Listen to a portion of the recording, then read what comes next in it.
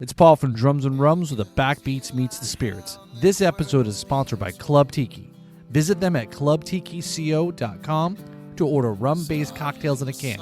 Use promo code Drums and Rums to receive a discount, and if you order four packs or more, you'll get free shipping. They can the tropics so you don't have to. All having once upon a bottle of rum. Every July 19th. So the daiquiri is probably one of the most regarded rum cocktails that's out there. Yes, you have mojitos and the pina coladas, and you have a lot of other variations, mai tais, and all sorts of tiki cocktails, etc. But the daiquiri, right? So why not do an episode on the daiquiri, which just so happened to coincide, like I said, on July 19th when this episode dropped. So when you hear of daiquiri, what comes to mind?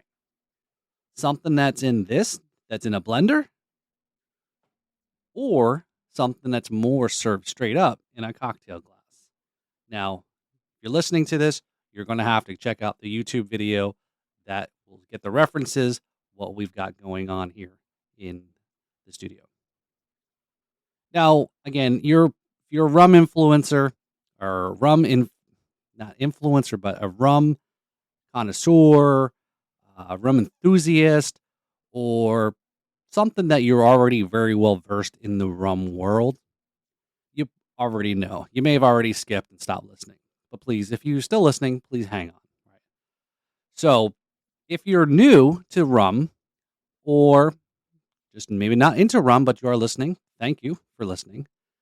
As again, I hope to provide some little bit of education and sharing some knowledge that you may not have come across. So, what is an actual daiquiri? And again, the daiquiri is one of the most simplest cocktails you can make.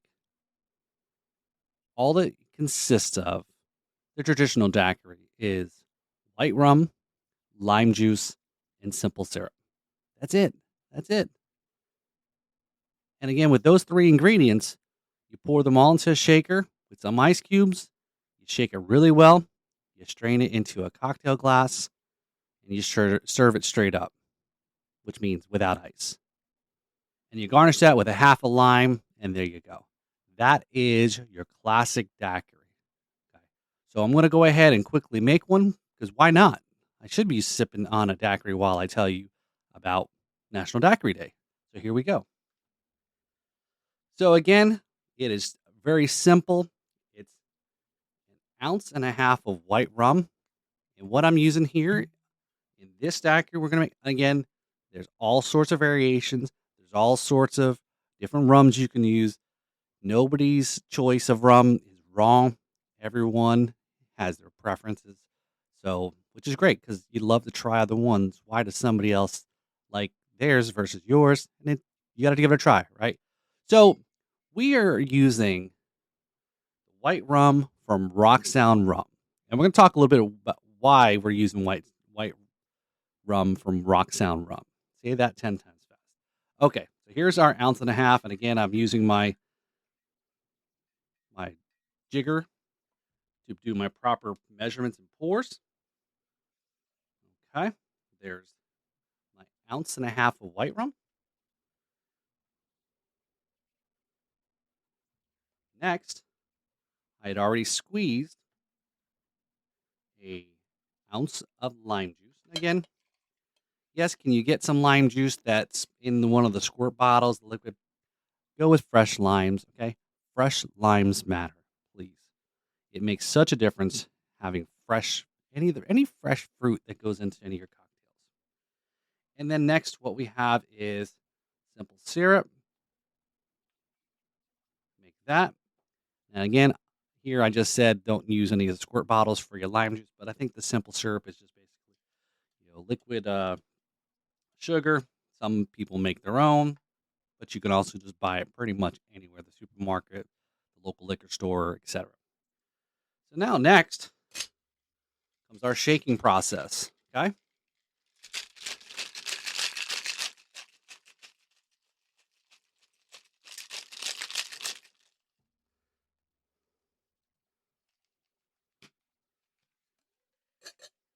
right. We use our strainers here. And again, slowly pour this in there. There you go. It's perfectly in the glass. Not too much, not too little. And again,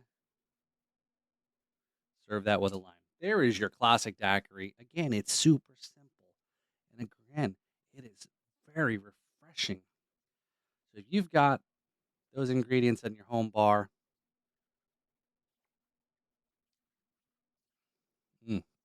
just the right amount of sweet, just the right amount of tart. Again, check out Rock Sound Rum there.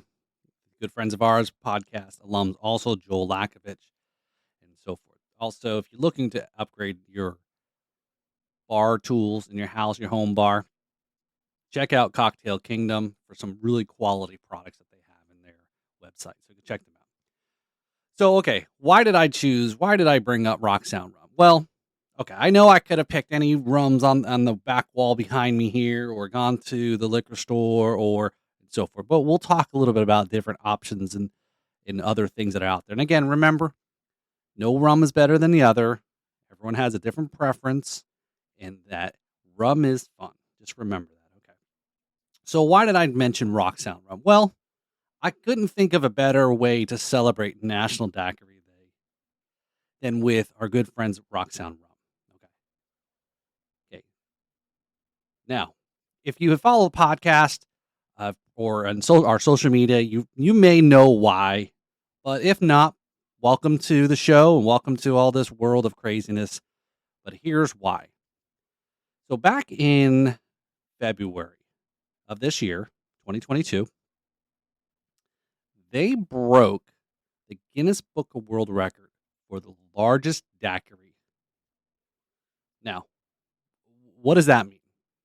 Okay, so what they did was they built a large container that looked like a tiki mug or tiki container. And they poured all the ingredients into this container. So it took 4 hours for co-founder Joel Lakovich to construct a daiquiri exhaustingly and exactly with 275 750 milliliter bottles. So again, if you're watching the video, you'll see this one bottle, basically just a bottle that you would buy in the store. The original light rum, 27.5 gallons of fresh simple syrup, and 27.5 gallons of fresh lime juice.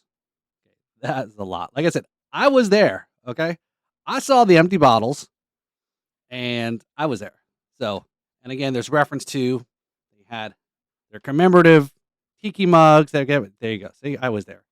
And what was really cool was this was held at the Chive TV. You know, you've probably seen them in the sports bars, the Chive TV. It was actually done at their headquarters in downtown Austin. Super great. Really cool. So they beat the old record. They shattered it by 95 gallons. So kudos to you guys there. And again, Joel is also known as the cocktail scientist. He writes for Got Rum magazine. So definitely check him out. So again, cheers to Rock Sound Rum and Joel and Tracy over there.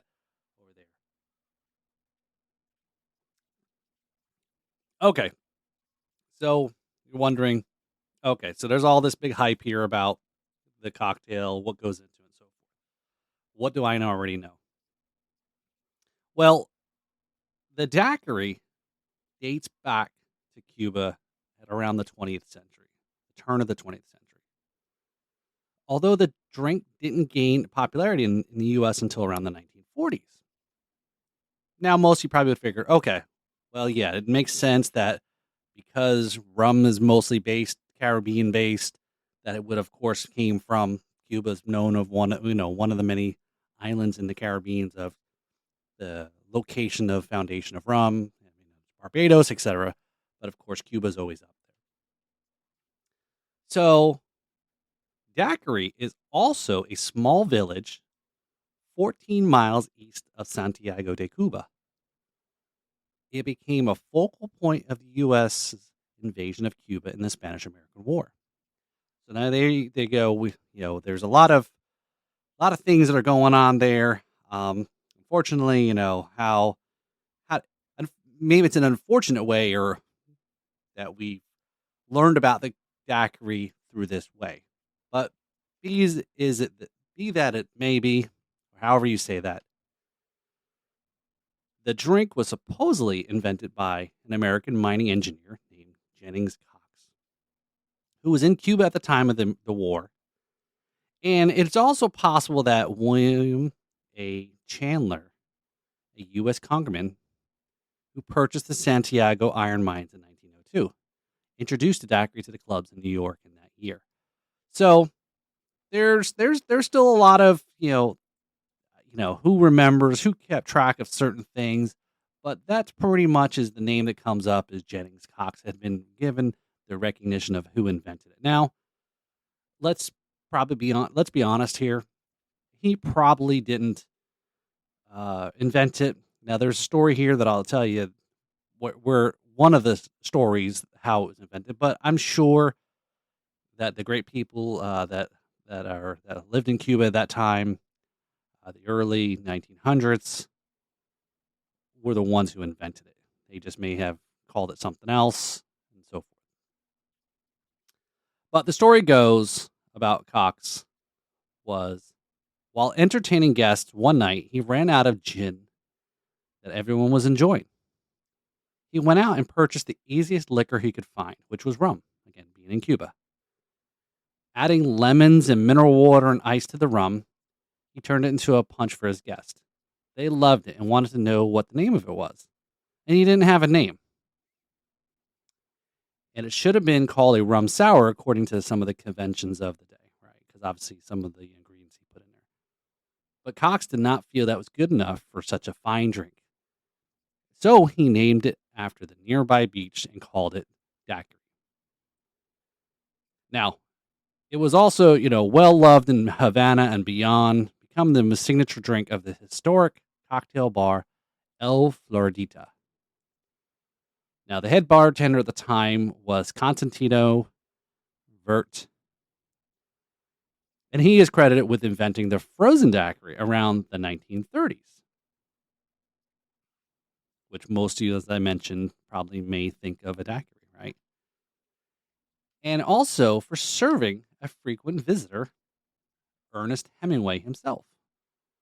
Again, y'all probably know Ernest Hemingway. You've probably read the books in school, The Old Man and the Sea, and very many other things there.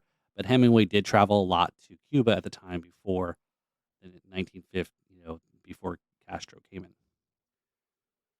So, according to liquor.com, now there's also a daiquiri version for Hemingway. Right? So again, there are many little offshoots of the original daiquiri recipe, but the Hemingway daiquiri. So the story goes according to liquor.com. On his way out of the Floridita, he noticed a bartending setting up daiquiris. Never one to walk past a drink, Hemingway took a sip. Not bad, he said, but he preferred them with no sugar and double the rum. The bartender made one as specified and then named the drink after him. This version got the name the Papa Doble due to the doubling. Now, 2 ounces of white rum, half an ounce of maraschino liqueur, 3/4 of an ounce of lime juice freshly squeezed, a half an ounce of grapefruit juice freshly squeezed. Now, Hemingway's concern wasn't about the quantity. It was more about the quantity than the quality. And Hemingway proudly claimed the Floridita house record of 16 double daiquiris. Of course, he didn't want sugar in the daiquiri. Now, those 16 drinks, if traditionally made, would have been nearly 2 cups of sugar. If the alcohol didn't kill him, the sugar would have. Again, now that's a lot of people think. We've probably talked many times on the podcast about sugar in general, right? It's bad for diabetics. Rum is bad. Rum, as a distilled spirit, it's processed. So straight up as it comes, there's no sugar left. Of course, it's all the cocktails you make with it and all the things you put in it that makes it sweeter. So again, Hemingway knew a little bit about his health to make sure that having too much sugar wasn't really necessarily good for you. But again, then I guess neither having too much alcohol either. But anyway, so even when it comes to bartending, the daiquiri, as I mentioned, 3 ingredients. That's it. A daiquiri is a great way to judge a bartender's skills.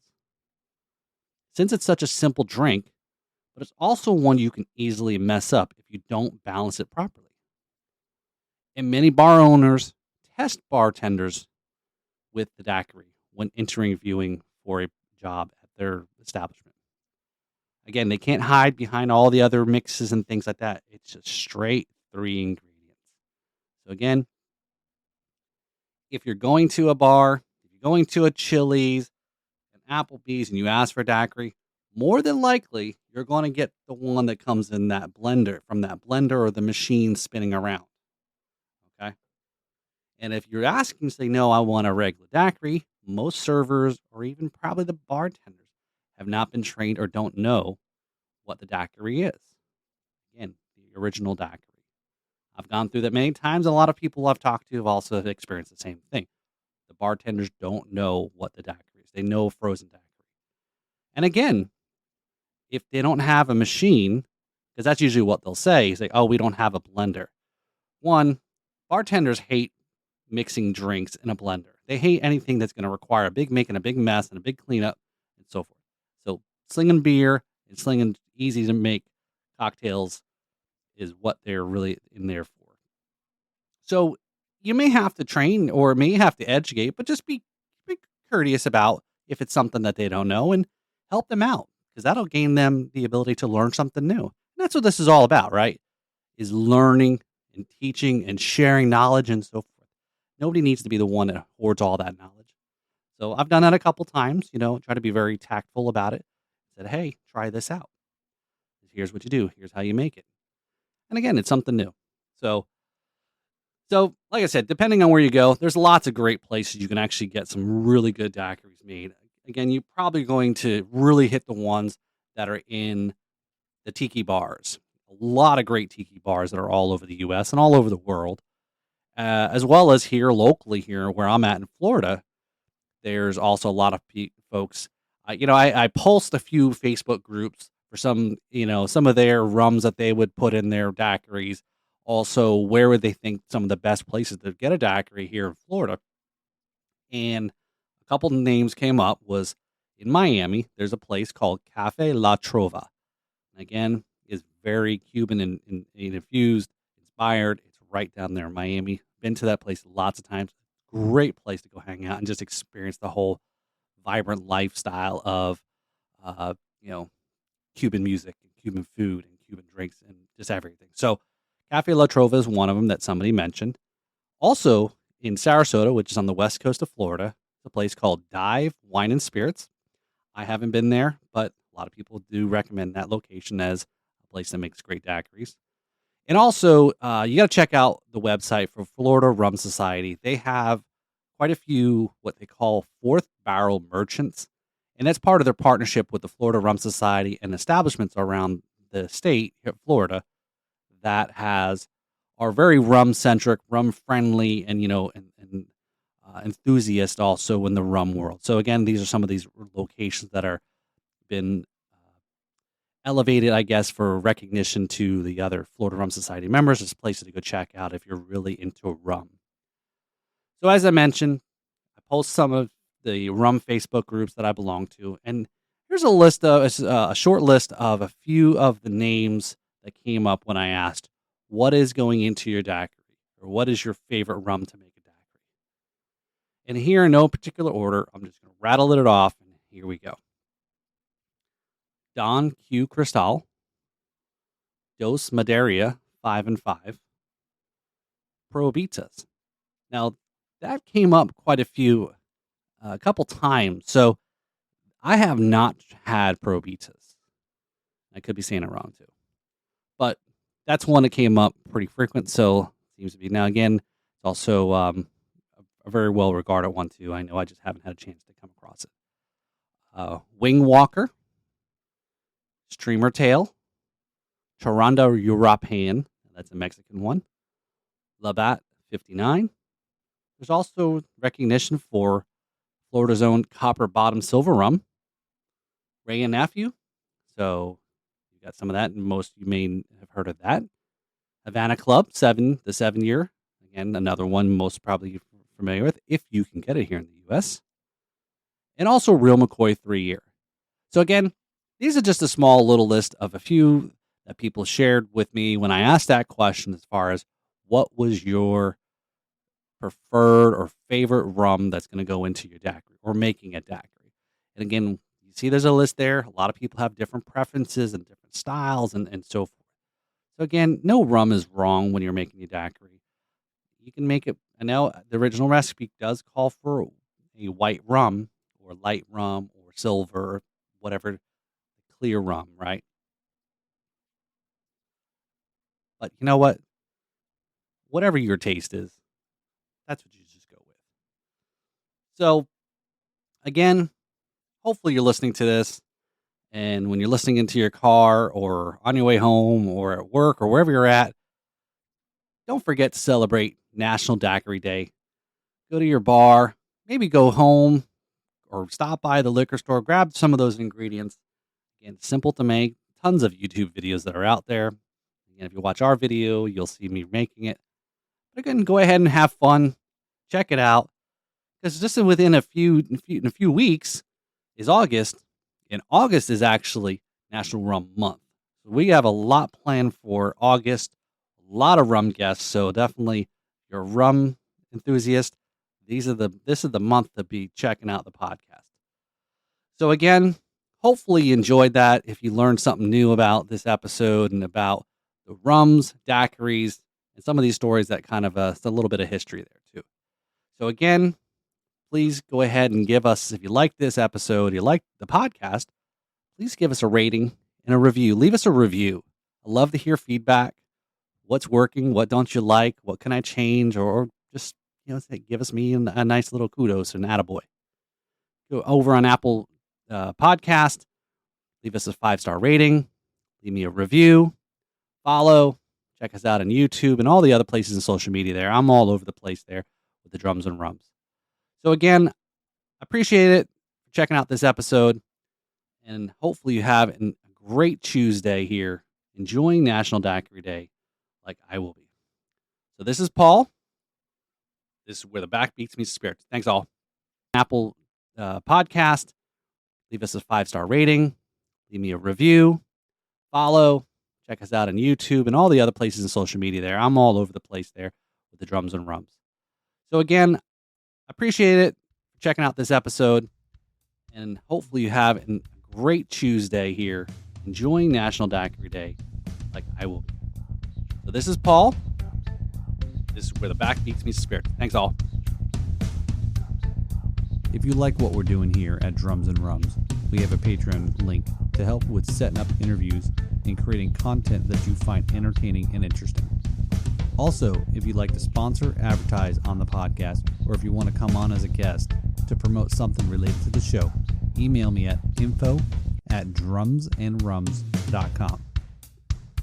Lastly, I want to thank Brad Brock tune titled Once Upon a Bottle of Rum, and check out his podcast, Jams and Cocktails. Thanks again for listening, where the backbeats meet the spirits.